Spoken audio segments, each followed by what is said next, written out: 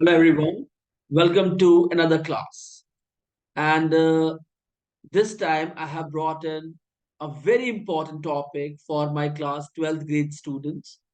It's going to be a detailed class. It is going to be a bit longer class. But yes, in today's class, I am going to cover up some very important points. So it is again from a unit 2, that is entrepreneurial planning. And today it's class number 12, and I'm going to discuss all the formats of a business plan.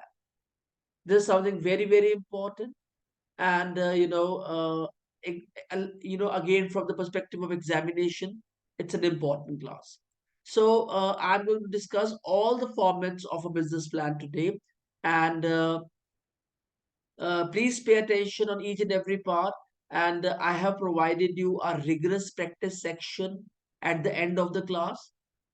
You have to surely go through it in order to understand today's session completely. So let's start today's class, and these are the points under discussion in today's class. But the main headers are three: introductory profile, जिसे हम general introduction भी कहते हैं, description of venture और business venture भी कहते हैं, and third one is organizational plan. Introductory profile or general introduction, it contains four sub points. The first one is entrepreneur's biodata. Second one is industry's profile. Third one is constitution and organization. And fourth one is product details. Under description of venture and business venture, I'm going to discuss about site, physical infrastructure, production plan, operational plan. Then I'm going to take up organizational plan. Under organizational plan, I'm going to talk about financial plan, manpower planning and marketing plan.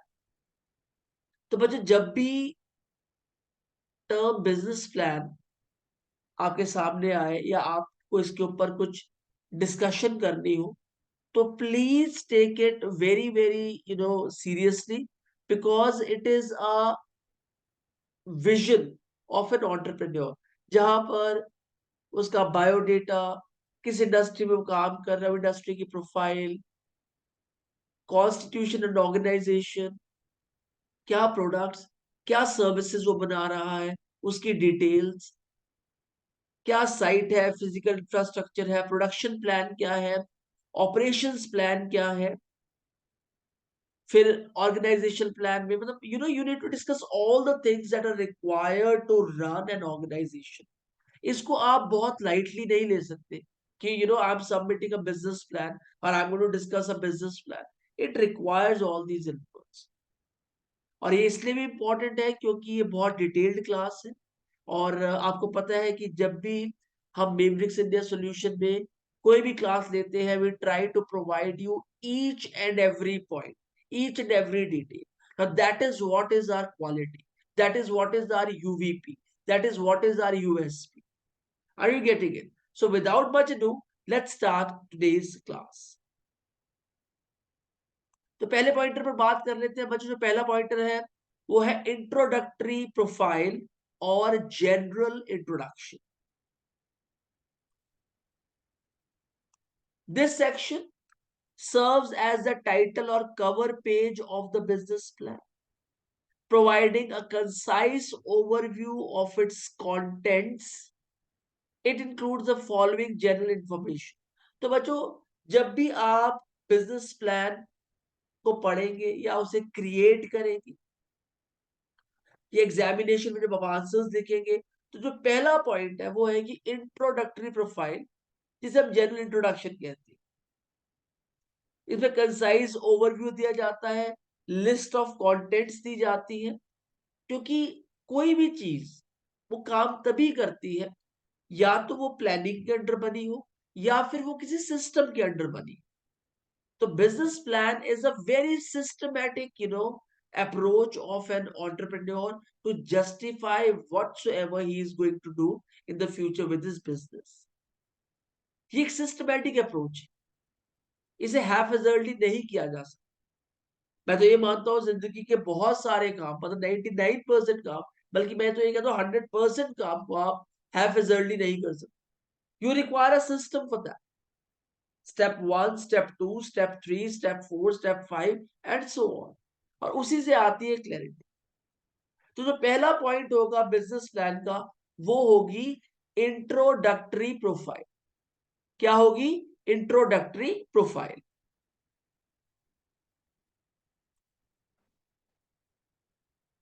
Let's move on to point number second, which is again 1.1, entrepreneur's biodata। अब जो व्यक्ति इस company को चलाएगा, उसकी क्या qualification है, वो कहाँ रहता है, क्या उसके अचीवमेंट्स है, क्या ट्रेनिंग्स है, क्या लर्निंग्स है, सब बताना बहुत जरूरी। ये वेंचर है, ये बिजनेस है, इसे आप हल्के में नहीं ले सकते। तो entrepreneurs biodata, name and address of the entrepreneur mention करना पड़ेगा, इंक्लूडिंग कॉन्टैक्ट डिटेल्स, कौन है, उनका एड्रेस क्या है, कॉन्टैक्ट डिटेल्स क्या है, हर चीज मेंशन करनी पड़ेगी। Second is qualifications such as educational background, degrees, certifications and relevant training. Third, experience in the industry or related fields, highlighting key roles and achievements. जिस इंडस्ट्री में आप काम शुरू करने वाले हैं, उसमें क्या एक्सपीरियंस है आपका, क्या की रोल्स आपने पहले निभाए हैं, और इन की रोल्स में आपकी क्या क्या अचीवमेंट्स रही, या आपकी तरीके की प्रोफाइल बन रही। अदर कैपेबिलिटीज और skills that are relevant to the business venture, और जो भी रिलेटेबल चीजें हैं जो कि एक बिजनेस वेंचर के साथ एसोसिएटेड है, वो उसमें मेंशन करनी जरूरी है। जितनी ट्रांसपेरेंसी होगी, जितनी क्लैरिटी होगी, बिजनेस उतना ही ग्रो करेगा। और जितनी ट्रांसपेरेंसी कम होगी, जितने डाउट्स ज्यादा होंगे, बिजनेस को उतनी हर्डल्स फेस करनी। फिफ्थ पॉइंट, फॉर पार्टनरशिप, अगर आप एक बिजनेस पार्टनरशिप में स्टार्ट कर रहे हैं, details of each partner including their rules, क्या क्या रोल रहेंगे, क्या क्या उनकी क्वालिफिकेशन है, उनका क्या क्या कॉन्ट्रीब्यूशन, क्या क्या उनकी इन्वेस्टमेंट है टू द वेंचर, हर चीज क्लैरिटी से बताना संवैधानिक तौर पे बहुत इंपॉर्टेंट। तो एंटरप्रेन्योर्स बायोडेटा है पहला पॉइंट। सेकंड पॉइंट है इंडस्ट्रीज प्रोफाइल। जिस इंडस्ट्री में आप काम कर रहे हैं, उसकी प्रोफाइल मेंशन करनी जरूरी है। The name, address and contact information of the enterprise, जहां पे आपने एंटरप्राइज लगानी है, वहां का उस एंटरप्राइज का नाम, address, contact information. Second is nature of business, such as manufacturing, retail, service etcetera, along with a brief description। तो आप किस इंडस्ट्री में काम कर रहे हैं, आप मैन्युफैक्चरिंग कर रहे हैं, आप प्रोडक्शन कर रहे हैं, आप खुदरा व्यापार कर रहे हैं, आप रिटेल कर रहे हैं, आप सर्विसेज दे रहे हैं। फिर वही बात है, क्लैरिटी। एनी ब्रांचेस और sister concern associated with the enterprise, कोई ऐसी और ब्रांचेस है जो आपके साथ कनेक्टेड है, एसोसिएटेड है, उनका भी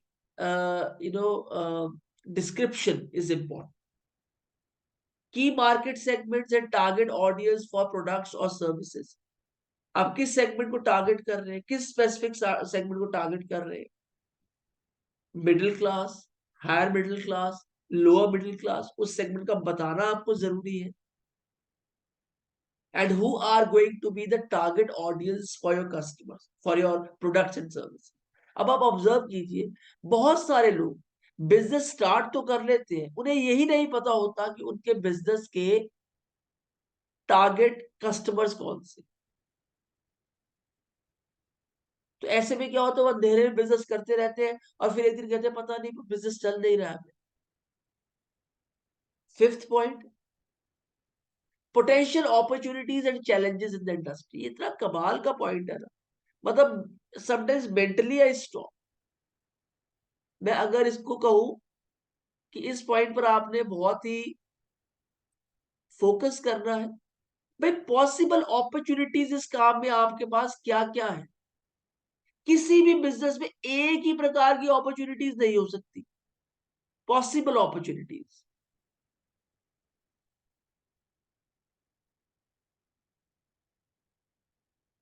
और चैलेंजेस क्या क्या आएंगे, रुकावटें भी जरूर आएंगी, तो आपको पता हो। तो इंडस्ट्रीज प्रोफाइल जितना क्लियर आपको होगा, उतनी क्लैरिटी से आप अपने बिजनेस प्लान में मेंशन कर पाए। और अगर आपको खुद ही नहीं क्लियर होगा, तो आप अपने बिजनेस प्लान में मेंशन नहीं कर पाए।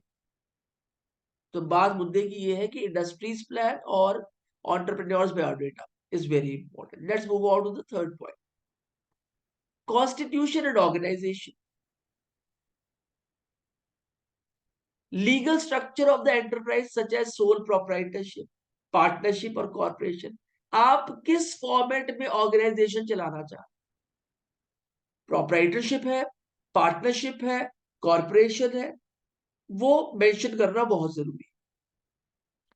Details of registration, licences, permits and other legal requirements. आपको रजिस्ट्रेशन की डिटेल्स देनी है, आपने लाइसेंसेस एक्वायर करे हैं, परमिट्स एक्वायर करे हैं, और जो भी रिलेटेबल लीगल रिक्वायरमेंट्स है वो क्या आपने फुलफिल करी है, पूरी कर दी है। तो अपने बिजनेस प्लान में इसका description is mandatory, it's very very, it's pivotal. Third, organizational structure including management, hierarchy, roles and responsibilities। आपका ऑर्गेनोग्राम, कौन किस पोजीशन में काम कर रहा है, कौन एमडी है, कौन एमडी के नीचे काम कर रहा है, कौन टॉप मैनेजमेंट है, कौन डिसीजन मेकर्स है, कौन सीईओ है, क्या हायरार्की है, क्या लैडर ऑफ ग्रोथ है, क्या लैडर ऑफ एस्केलेशन, ये बताना बहुत। और इससे क्या होगा कि आपकी अपनी क्लैरिटी अपने काम के प्रति बहुत ज्यादा बढ़ जाएगी। Fourth point, any specific regulation और compliance standards relevant to the industry.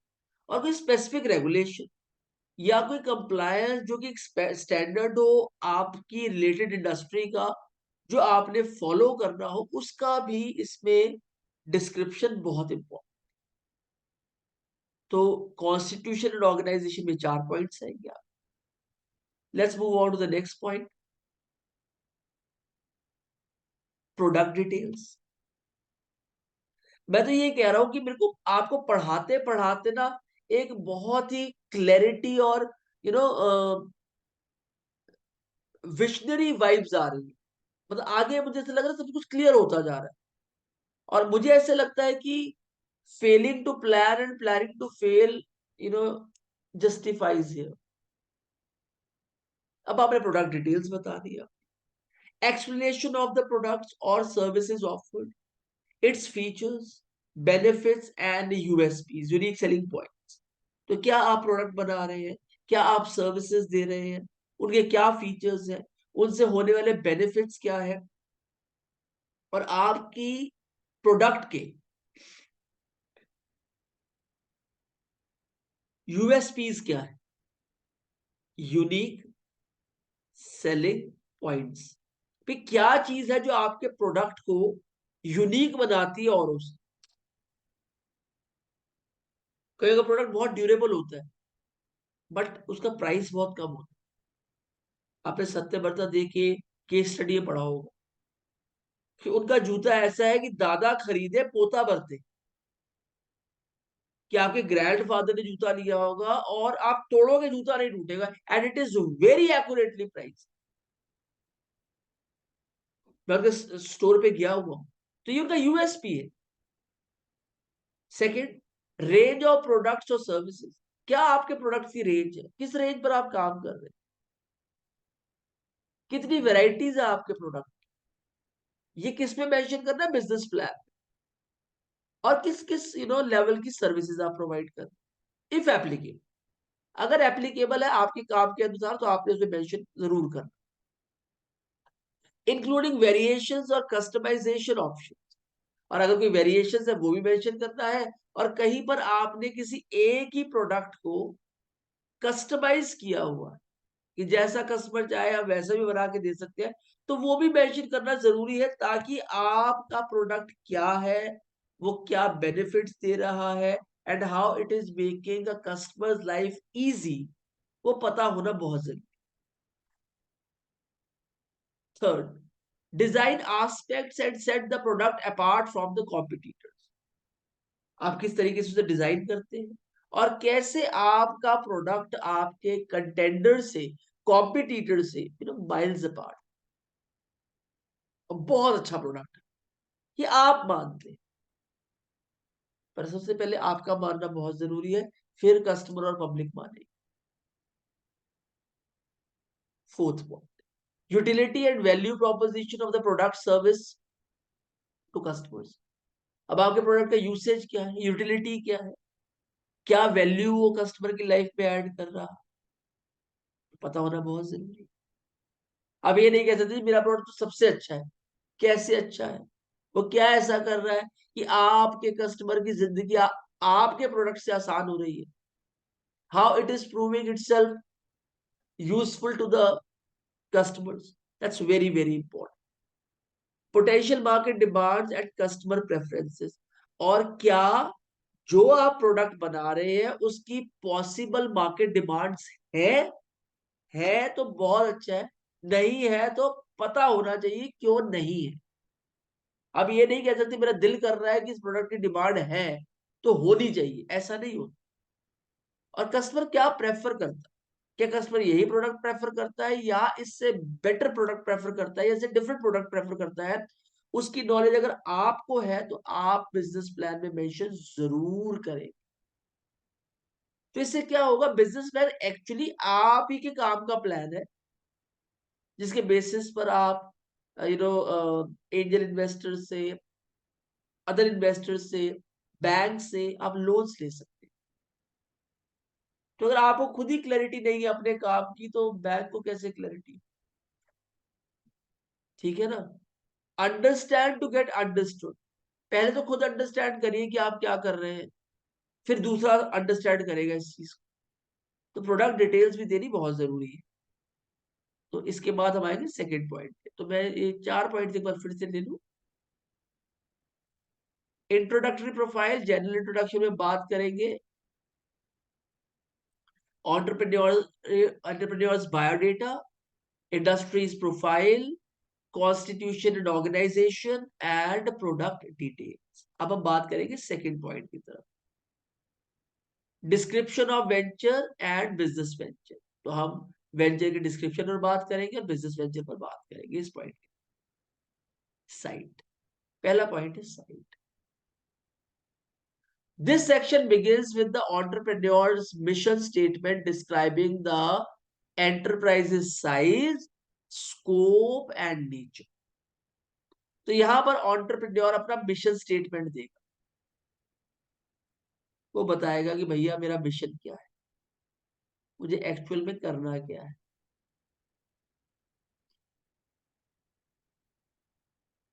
Mission statement, enterprise का साइज क्या है, इसका स्कोप क्या है, अगर एंटरप्राइज स्टार्ट किया है तो इससे होने वाले बेनिफिट्स क्या है, और उसकी नेचर क्या है, किस प्रकार का काम आप कर रहे हैं। की elements covered under the project description include, की एलिमेंट्स कौन कौन से हैं जो प्रोजेक्ट के अंडर आते हैं। लोकेशन ऑफ द एंटरप्राइज, कहां पर एंटरप्राइज लोकेटेड है, including details about the property owned और लीज्ड, प्रॉपर्टी आपकी अपनी है, किराए पे है, पता होना जरूरी है, ये मेंशन करना जरूरी है। Consideration like proximity to suppliers, customer transportation hub and market access, जहां पे आपने अपना काम शुरू किया है वहां पर जो सप्लायर्स हैं, क्या उनको ईज ऑफ एक्सेस है, प्रॉक्सिमिटी में वहां पर ऐसी रोड्स, ऐसा इंफ्रास्ट्रक्चर है कि इजीली माल सप्लाई कर सके,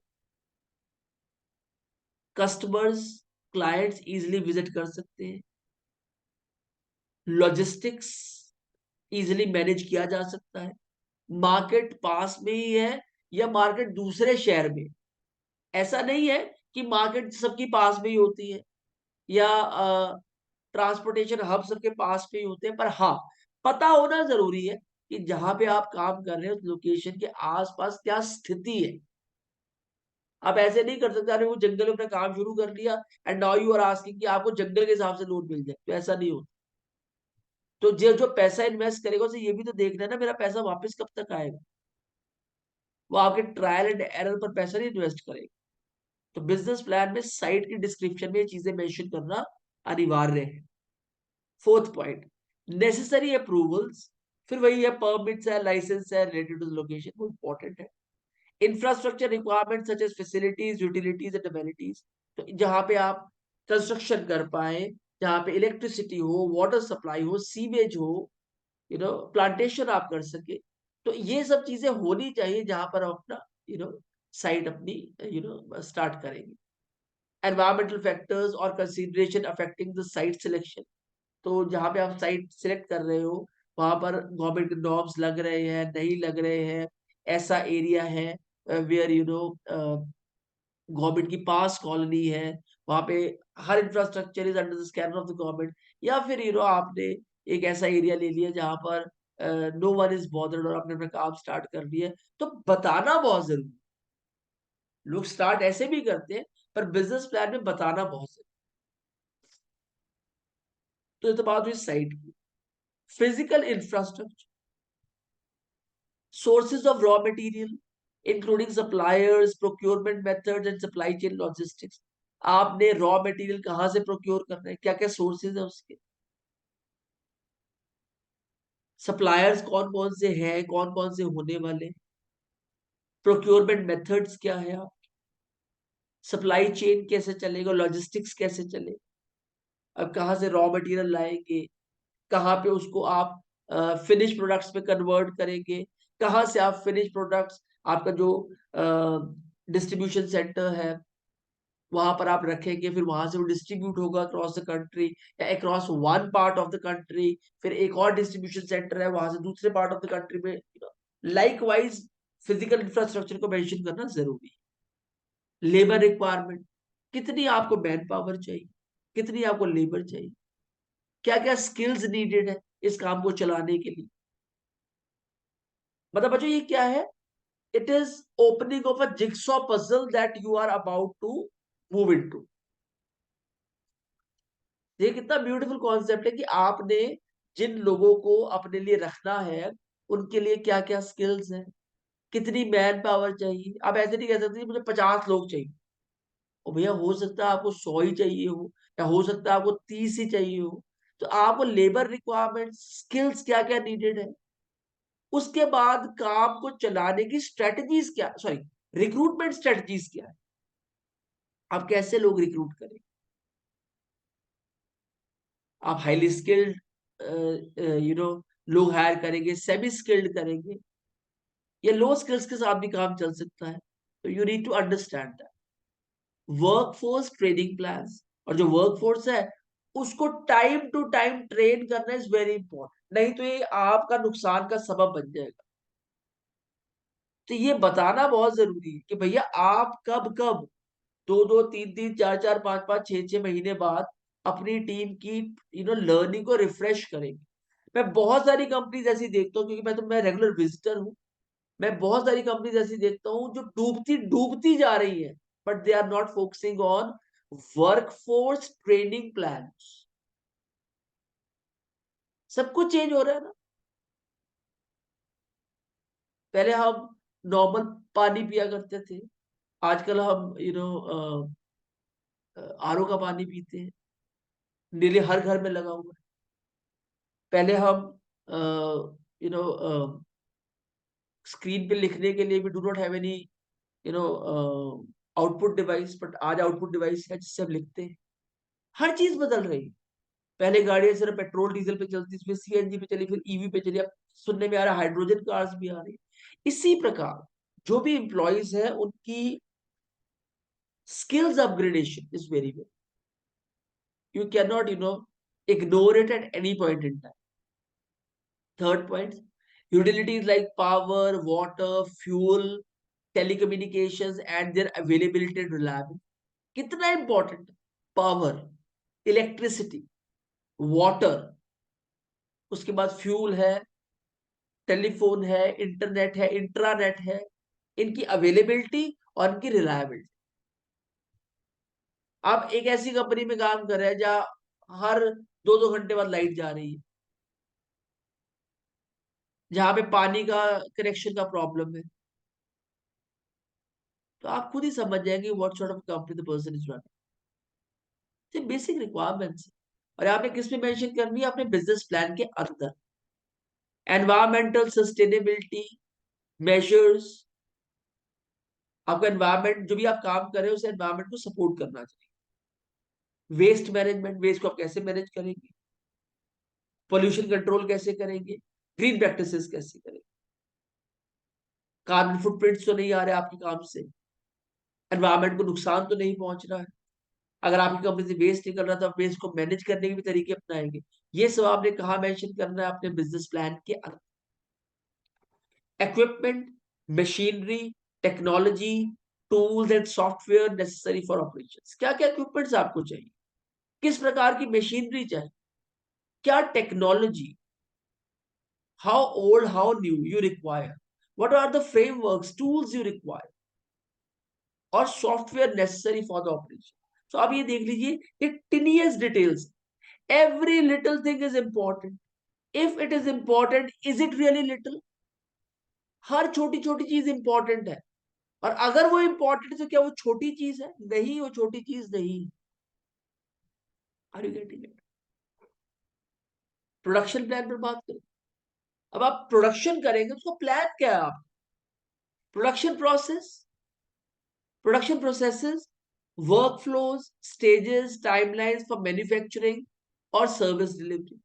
आप कब कब मैन्युफैक्चर करेंगे, कब कब उसे फिनिश प्रोडक्ट्स बना के सप्लाई में डालेंगे या सप्लाई चेन में डालेंगे, लॉजिस्टिक्स यूज करेंगे। तो इसका एक प्लान होना बहुत जरूरी है, कब कब आप प्रोडक्ट डिलीवर कर पाए। Capacity planning, production schedules, shifts and resource allocation. आपकी कब किस कैपेसिटी में प्रोडक्शन करेंगे, स्मॉल अमाउंट्स, मीडियम अमाउंट्स और लार्ज अमाउंट्स में। प्रोडक्शन शेड्यूल क्या रहने वाला? मैं भी एक फैक्ट्री में गया था, वो बहुत बड़ी फैक्ट्री है, बहुत ही बड़ी फैक्ट्री है। वहां पे कोई 15 से 20 हजार लोग काम करते हैं। अब वहां क्या होता है, 24 घंटे काम होता है, शिफ्ट्स में काम होता है। अब आप देख लीजिए, 3 शिफ्ट लगती है वहां पे, 8 8 आवर्स की। तो उनका प्रोडक्शन की रिक्वायरमेंट इतनी कि अगर वो 24 घंटे अपनी फैक्ट्री ना चले तो काम ही नहीं चलेगा, उनका काम ही बंद हो जाएगा। तो आप ये देखिए, अगर एक फैक्ट्री के अंदर 10 से 15 हजार लोग काम कर रहे हैं और सारा दिन कर रहे हैं, तो वहां पर कितना प्रोसेस को मेंटेन करना जरूरी, how important each and every person is out there. Shifts कैसे कैसे लगेंगे, रिसोर्सेज कैसे कैसे एलोकेट किए जाएंगे। भाई यहाँ प्रोडक्शन होती जा रही कन्वेयर पे, फॉर एग्जाम्पल आप स्कूटर बना रहे हैं, तो स्कूटर बनते जा रहे हैं, बनते जा रहे हैं, बनते जा रहे हैं। पहले 8 घंटे बने, फिर माल चाहिए, फिर बनने हैं, फिर माल चाहिए, फिर बने। अब स्कूटर बनता भी जा रहा है, स्कूटर को डीसी में भी जाना है, फिर वहां से उसका सप्लाई भी शुरू होना है। ये this is what is needed. तो प्रोडक्शन प्लान भी बहुत जरूरी है। Quality control measures, standards, inspections and testing protocols, ये बहुत बहुत इंपॉर्टेंट है। Inventory management, stock levels, procurement strategies and supply chain management, तो अपने आप में बच्चों पूरा पूरा टॉपिक है। मैंने रिटेल में 4 साल काम किए थे, पूरे पूरे टॉपिक्स। अब इन्वेंट्री मैनेजमेंट क्या है? फॉर एग्जाम्पल, आपके रोज के आप 15 हजार स्कूटर्स बनाते रोज के, फॉर एग्जाम्पल, और आपका इन्वेंट्री जो स्टॉक है वो जैसे ही 2 हजार स्कूटर्स पे रह जाता है, आप प्रोडक्शन प्लान तेज कर देते हो।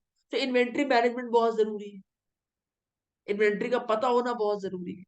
फॉर एग्जाम्पल, एक रिटेल स्टोर के अंदर चाय के पैकेट्स पड़े हुए, तो कितने चाय के पैकेट्स रह जाएंगे कि आपने उस शेल्फ को फिर से रिफिल कर देना। वो क्या, इन्वेंट्री मैनेजमेंट। वो कहेगा जी जैसे 4 पैकेट रह जाएंगे, आपने फिर 40 पैकेट लगा देने हैं। 4 पैकेट रह जाएंगे, 40 पैकेट लगा देने हैं। तो 4 पैकेट इज एन इंडिकेशन कि उसमें 40 पैकेट रखना चाहिए। और आप देखते हैं, अब आप जिस अब आप सुपर मार्केट्स में जाते, मैं रिटेल की बात कर रहा हूं, वहां पे आपको कोई भी चीज आउट ऑफ स्टॉक नहीं मिलेगी, because of stock levels, inventory management. वो जैसे देखते पेप्सी जैसे 10,000 पेप्सी के कैंस पड़े हैं, जैसे ही वो 2,000 होंगे फिर 8,000 फिल कर दी जाएंगे स्टॉक में। प्रोक्योरमेंट स्ट्रेटजीज है, कैसे माल प्रोक्योर करना है।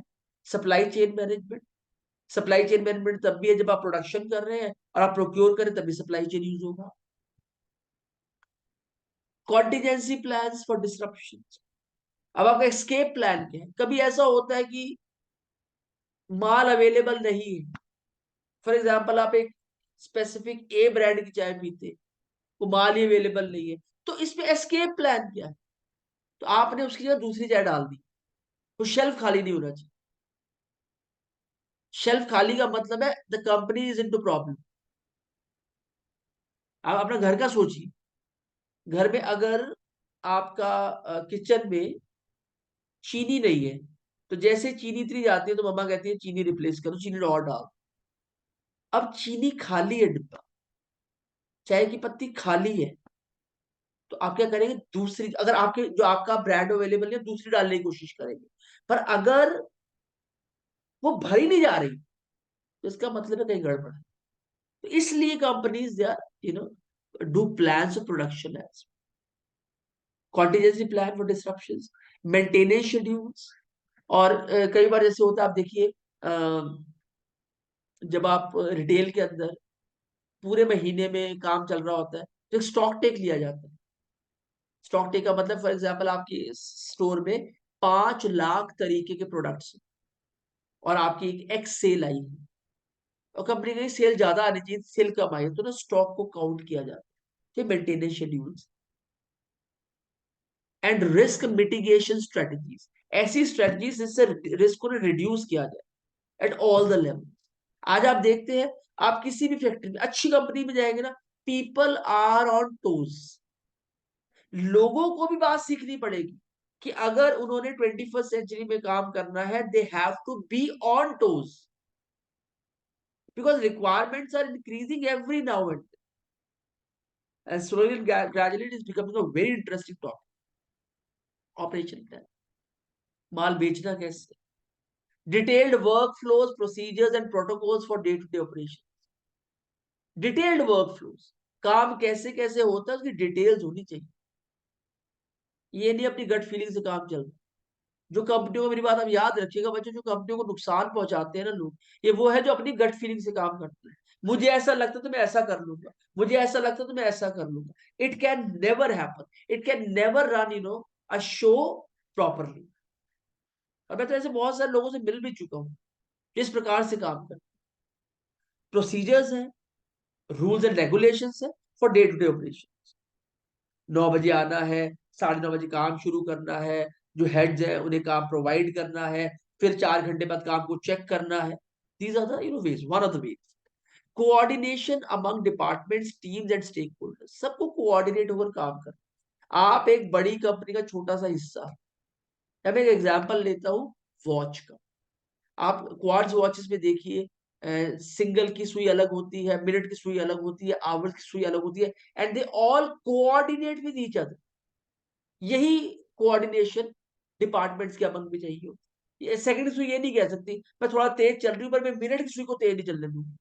ये सिस्टम बना हुआ है जिसमें every one is equally involve.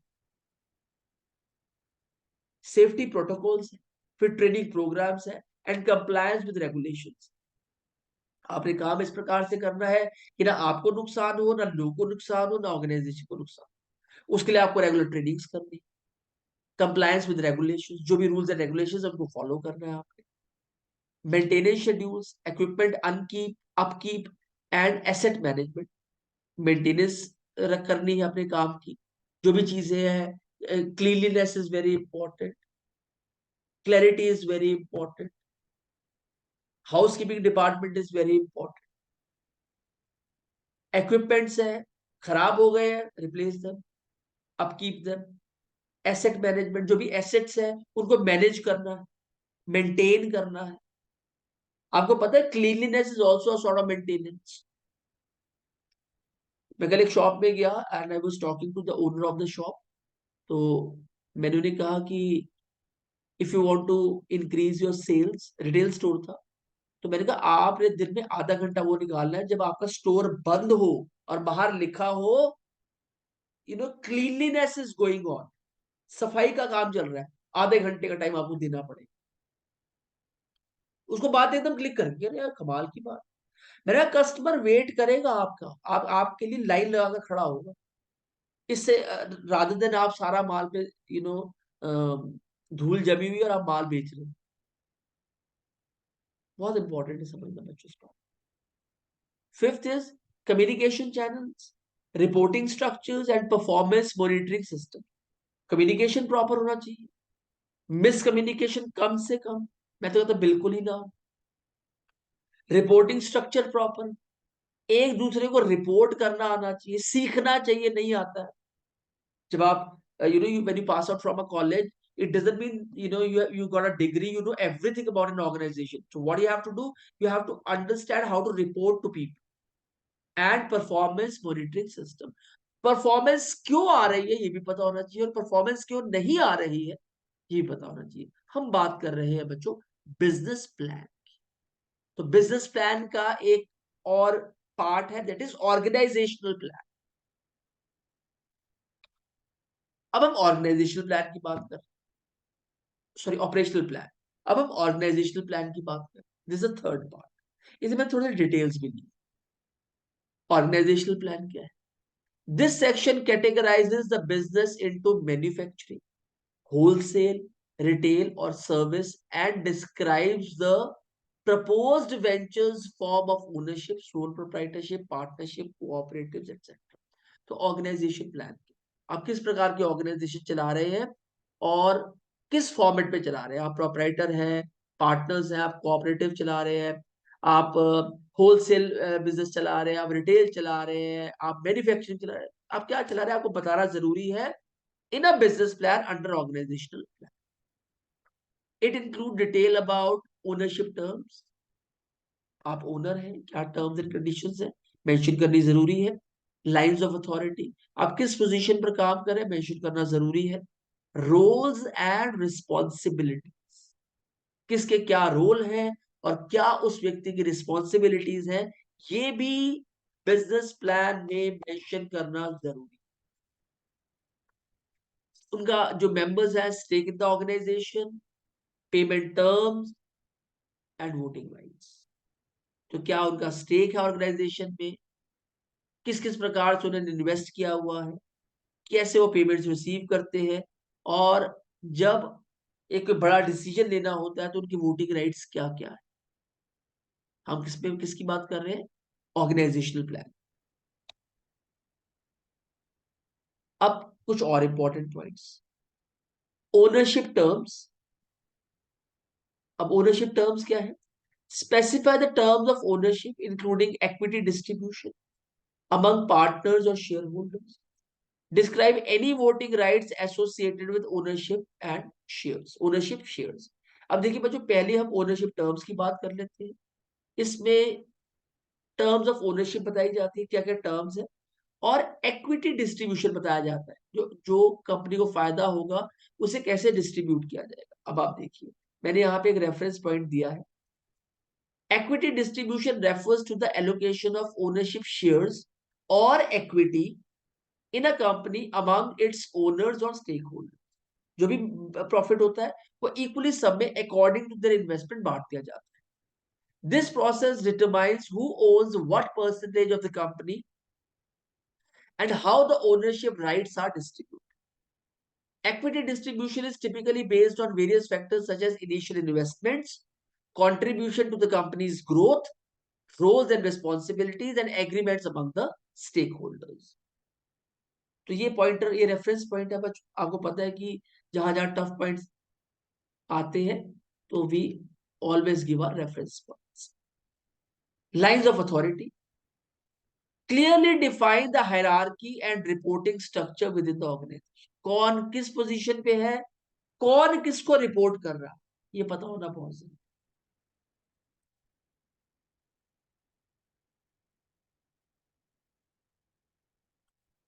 Outline decision making process and responsibilities at different levels. और डिसीजन मेकिंग प्रोसेस को यू नो फॉलो करना है, कैसे डिसीजंस करने हैं, मन से डिसीजन नहीं करने हैं, and what are your responsibilities at different levels. मैं अगर एक कंपनी का वाइस प्रेसिडेंट हूं तो मैं अपने मन से थोड़ा डिसीजन कर सकता हूँ कि मुझे अच्छा लग रहा है तो ये डिसीजन कर दो, ये बुरा लग रहा है इसे मना कर दो, उसको एंट्री दे दो, उसको भगा दो। ऐसे नहीं होता है। आपको एक डिसीजन मेकिंग प्रोसेस को फॉलो करना पड़ता है, और जो कंपनीज ऐसे प्रोसेस को फॉलो करती हैं उन कंपनीज की लिमिट नहीं है ग्रोथ की, और जो अपने मन से काम करते हैं ना उनकी डी ग्रोथ की भी लिमिट नहीं है, कितना नीचे गिर जाता, खत्म हो जाती company. Roles and responsibilities of the members बहुत इंपॉर्टेंट है। मेंबर्स तो है पर किसी को ये नहीं पता उसकी रोल्स एंड रिस्पॉन्सिबिलिटीज के। घरों में भी ऐसा हो, 5 मेंबर्स है, सबको पता होना चाहिए भाई ये मेरे रोल्स है, ये मुझे काम करने हैं और ये मेरी responsibilities. Provide detailed job description for key roles with in the organisation. Define the specific duties and responsibilities for the each member of the department. सबको पता होना चाहिए कि हमारे की परफॉर्मेंस इंडिकेटर्स क्या है, KRAs क्या है और GDs। अगर हर व्यक्ति हर काम कर रहा है तो फिर तो वो क्या कंपनी चल रही है और क्या काम हो रहा है, nobody nose. Payment terms, explain how the members will be compensated including salaries, bonuses, profit sharing and active reward. Salaries कब बटेंगी, कौन सी डेट है भैया सैलरी? 22 तारीख है, 26 तारीख है, 28 है, 29 है, 30 है। बोनस कब कब मिलेगा, प्रॉफिट शेयरिंग कब कब होगी, PBFT कब मिलेगा, इक्विटी कब बटेगी लोगों में। लोग सिर्फ काम करने के लिए थोड़ी ना, लोगों का भी ख्याल रखना चाहिए। तो किस में मेंशन करोगे, आप बिजनेस प्लान में मेंशन करो।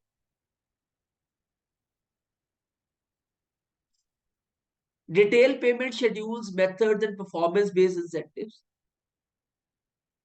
जो लोग परफॉर्म करेंगे उन्हें परफॉर्मेंस के साथ साथ इंसेंटिव्स भी देने चाहिए।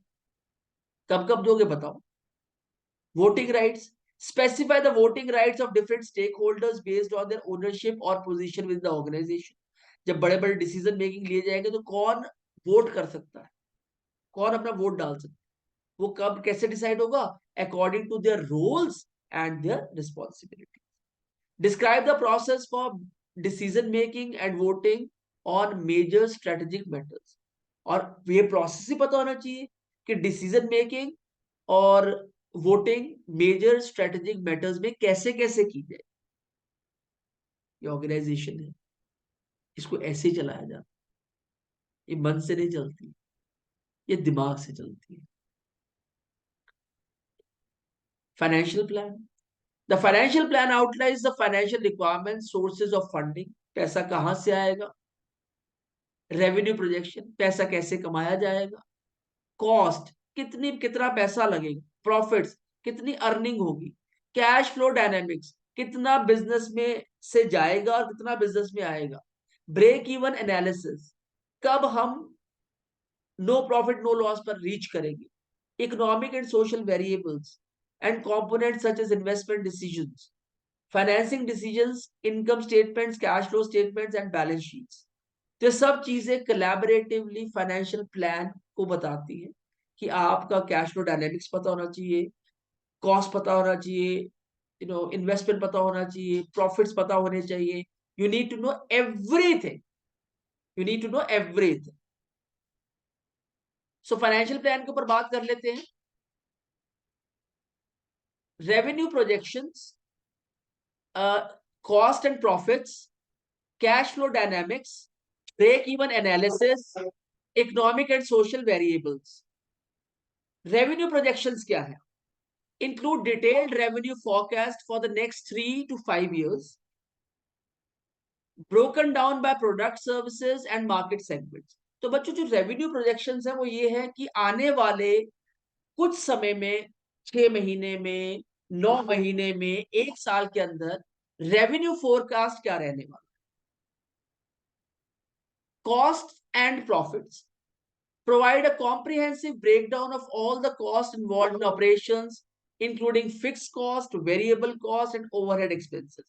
अब क्या कॉस्ट लगेगी और क्या प्रॉफिट्स आएंगे, तो ये भी पता होना चाहिए कॉस्ट कितने प्रकार की लग सकती है। फिक्स कॉस्ट क्या है, जो लगती ही रहती है, जो वेरिएबल कॉस्ट है जो ऑल्टर होती रहती है, और जो ओवरहेड एक्सपेंसेस है। इनको डालने के बाद कंपनी में आपको पता चलेगा कि whether you are reaping profits और you are not reaping profits. Cash flow dynamics. Create a cash flow statement that outlines the inflows and the outflows of cash over a specified period. Cash flow का मतलब क्या है कि बच्चों आपने एक specified period में बिजनेस में कितना पैसा लगाया और कितना पैसा बिजनेस में आया।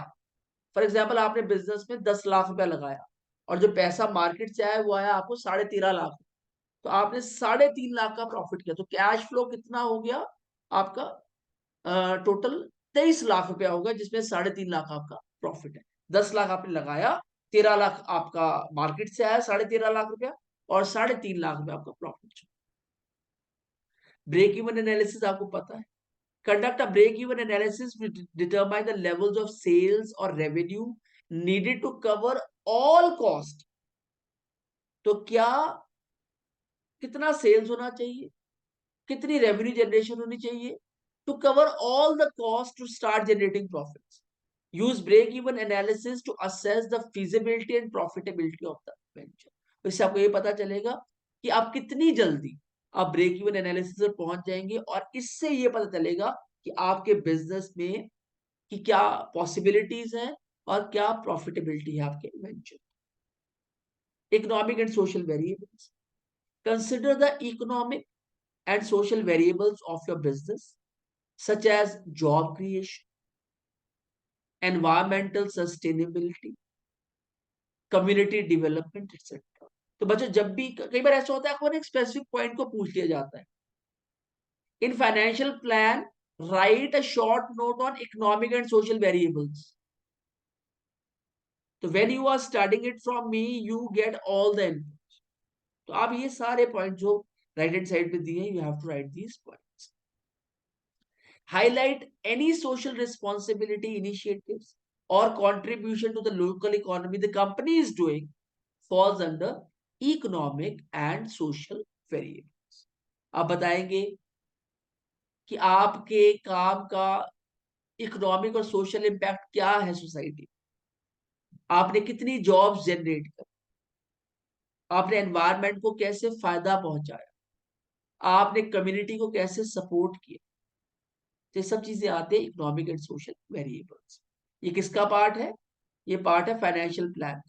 फाइनेंशियल प्लान किसका पार्ट है, ऑर्गेनाइजेशनल प्लान का। ऑर्गेनाइजेशनल प्लान किसका पार्ट है, business plan. Man power planning, man power चाहिए उसकी प्लानिंग करनी बहुत जरूरी है। This part focuses on human resource planning including the type and quality of personal required, recruitment, selection, trainings, roles, responsibilities, skills, qualification, hiring strategies, and overall workforce plan।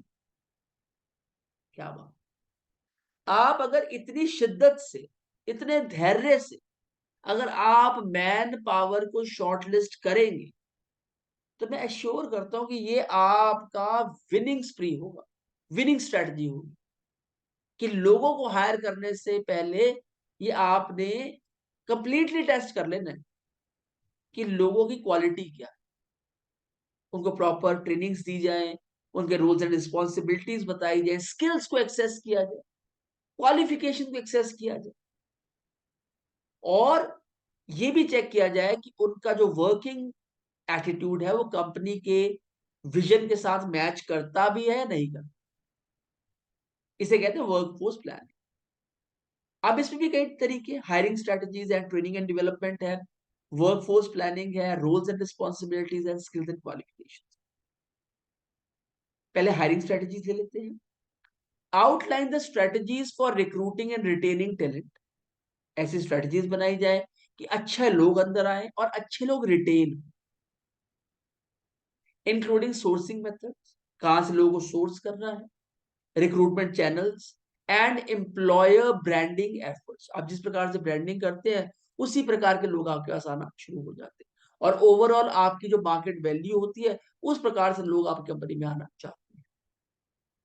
Describe the company's approach to diversity, equity and inclusion in hiring practice. और ये बताता है कि कैसे company society के फायदे में काम करती है, डाइवर्सिटी में they believe, equality when they believe, and they ask people to be the part of that team. Fit training and development, detailed plans for employee training, skill development programs and continuous learning initiatives। बच्चों जब तक employees के साथ ये continuous learning का concept start नहीं होगा, continuous learning initiatives नहीं लिए जाएंगे, तो ये एक्चुअली इन्वेस्टमेंट है इन द कंपनीज ग्रोथ, काम नहीं बनेगा। Discuss how the organization will invest in employee growth and career progression. Workforce planning. Conduct workforce analysis to determine optimal staffing levels. भाई एक डिपार्टमेंट में कितने लोग चाहिए ये भी सेट करना पड़ता, ये नहीं कि मुझे 50 लोग ही दे दो, रिक्वायरमेंट 10 की है, 15 की है, 18 की है, तो 50 आप कैसे मांग रहे हैं। Skills gaps, sorry skill gaps, क्या क्या स्किल गैप्स है लोगों के बीच में, उसे कौन पूरा करेगा, वर्कफोर्स प्लानिंग में पूरा किया जाएगा। And future hiring needs, future hiring चाहिए भी या नहीं चाहिए, हायरिंग रुकेगी तो काम शुरू होगा ना लोगों के ऊपर। Develop succession planning strategies for key roles with the organisation, roles and responsibilities बतानी है लोगों को, clearly defined roles, responsibilities and performance expectations for all the employees, establish performance evaluation metrics and feedback.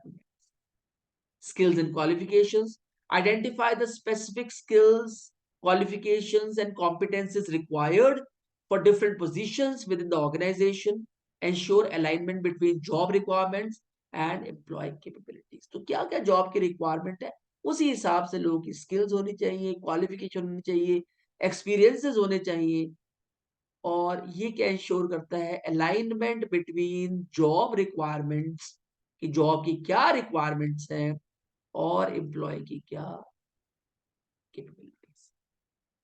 Very very important. 12th grade ने तो कमाल ही कर दी, course ही बड़ा जबरदस्त था।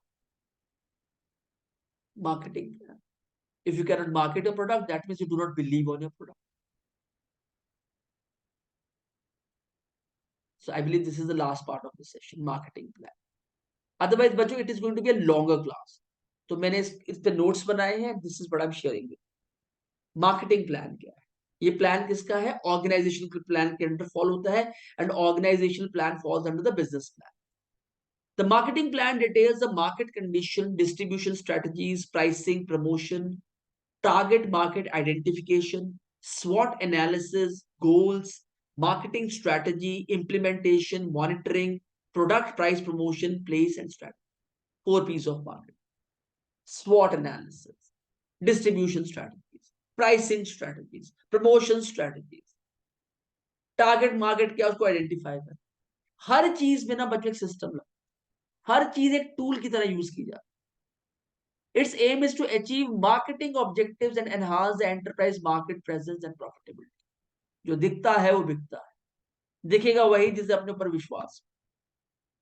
By organizing the business plan into these sections and providing comprehensive information under each head, the entrepreneur ensures a clear and structured presentation of their venture's key aspects, goals, strategies and operational details। अगर एक entrepreneur अपना business plan comprehensive तरीके से इन headers के अंदर तैयार करता है, तो he should ensure a clear and a structured presentation of the venture, जो उसका business है, उसके key aspects, goals, strategies and operational details। और मार्केटिंग प्लान में बच्चों प्रोडक्ट स्ट्रेटजीज है, प्राइसिंग स्ट्रेटजीज है, प्रमोशन स्ट्रेटजीज है, टारगेट मार्केट आइडेंटिफिकेशन है, इंप्लीमेंटेशन और मॉनिटरिंग। मैं चाहता तो आपको ये पॉइंटर्स देके भी खत्म कर सकता, पर मुझे लगा that you need something extra. Product strategies क्या है, डिस्क्राइब द प्रोडक्ट पोर्टफोलियो, कितने प्रकार के प्रोडक्ट्स हैं, including features, benefits, pricing strategies and differentiation factors.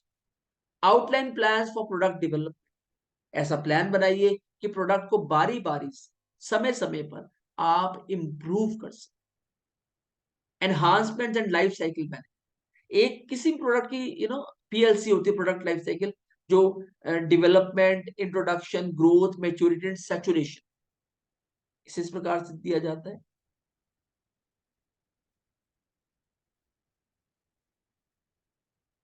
This is the development stage. D. This is, sorry,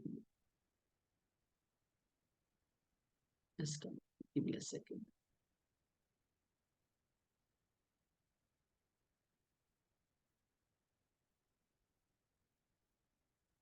Let's make it like this. ये development हो गई, फिर यहां से ये इंट्रोडक्शन हो गया,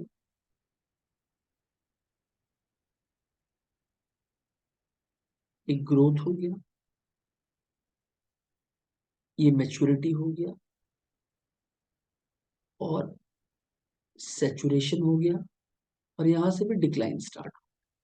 तो ये है प्रोडक्ट लाइफ साइकिल। आपको पता होना चाहिए किस प्रोडक्ट की कितनी लाइफ। और जैसे आप देखते हैं कि बहुत सारी गाड़ियों की कंपनी अपनी गाड़ियों को डिसकंटिन्यू कर देती है क्योंकि पीएलसी पर काम कर रहे हैं। पीएलसी आता है, पुराना प्रोडक्ट जाता है तो नया आता है। This very very important. Pricing strategies. Explain the pricing strategies, including pricing models, discount structures, and competitive pricing analysis. तो आपके प्रोडक्ट की कॉम्पिटिटिव प्राइस होनी चाहिए। आप जरूर कमाएं, पर इतना ना कमाएं कि प्रोडक्ट ही बिकना बंद हो जाए। इस स्टेटमेंट को याद रखिएगा। आपने कमाना जरूर है, पर इतना नहीं कमाना है कि प्रोडक्ट बिकने बंद हो जाए। आप consider pricing elasticity, value perception and customer segmentation. और आप ये देख लीजिए कि प्राइस ऊपर नीचे जाता रहता है according to the availability of the raw material and other environmental related factors. Value perceptions है, आपका जो प्रोडक्ट है उसकी क्या वैल्यू मार्केट में, उस हिसाब से प्राइसिंग को डिफाइन किया जाता है। एंड कस्टमर सेगमेंटेशन, एक ऐसा कस्टमर का सेगमेंट है जहां पर प्राइसिंग कोई मायने नहीं रखता, और एक ऐसा सेगमेंट है जहां पर प्राइसिंग बहुत मायने रखता है। तो आपने दोनों को मद्देनजर रख के प्राइसिंग सेट करना। अब कई बार आप देखते हैं ना, कोई कंपनी अपनी नई गाड़ी लॉन्च करती, कोई नया मॉडल लॉन्च करती है, तो हमेशा इतना लोएस्ट प्राइस दिखा, 6,80,000। This is the base model. जो टॉप मॉडल है वो 12 लाख, तो ताकि दोनों को लगे कि हाँ भाई इस पर भी, इस प्राइस पर भी। और उसके बाद फिर रोड टैक्सेस अलग चीजें वो अलग है, पर they initiate the pricing with this strategy. Promotion strategies है, detailed promotional tactics such as advertising, आप एडवर्टाइजमेंट करें, पब्लिक रिलेशंस बनाएं, डिजिटल मार्केटिंग करें, सोशल मीडिया कैंपेन्स चलाएं, सेल्स प्रमोशंस करें, develop an integrated marketing communication plan to reach target audience। उसमें आप ATL कर सकते हैं, BTL कर सकते हैं, above the line, below the line and through the line पर काम कर सकते हैं। टारगेट मार्केट आइडेंटिफिकेशन, आपकी टारगेट मार्केट कौन सी है उसको पहचानना बहुत जरूरी है। Define the target market segments based on demographics, psychographics, behaviour patterns and customers needs. तो आपने डेमोग्राफिक चेक करना है, पर कैपिटा डिस्पोजेबल इनकम को चेक करना है, आपका जो प्रोडक्ट है वो किस स्पेसिफिक मार्केट के लिए आपने आइडेंटिफाई किया है, मार्केट को आइडेंटिफाई किया, तो वहां का डेमोग्राफिक्स आपको पता होना बहुत जरूरी है। साइकोग्राफिक्स, लोगों की सोच क्या है वहां पर, वो पता होना बहुत जरूरी है। Behaviour patterns and customers needs.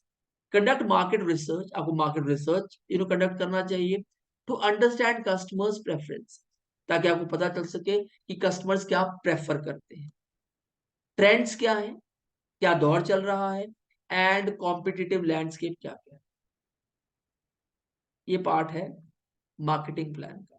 Marketing plan is a part of organisational plan, organisational plan is a part of business plan. तो बिजनेस प्लान में बताना, implementation and monitoring. Create an actionable market calendar with timelines, milestones, and key performance indicators. आपने कब कब किस किस product की marketing करनी है, कितने वक्त तक करनी है, और इससे अचीव क्या क्या करना। और आपको ये पता होना चाहिए केपीएस कैसे कैसे की जाए, आपको पता होना चाहिए। for tracking progress. Establish mechanisms for monitoring marketing ROI.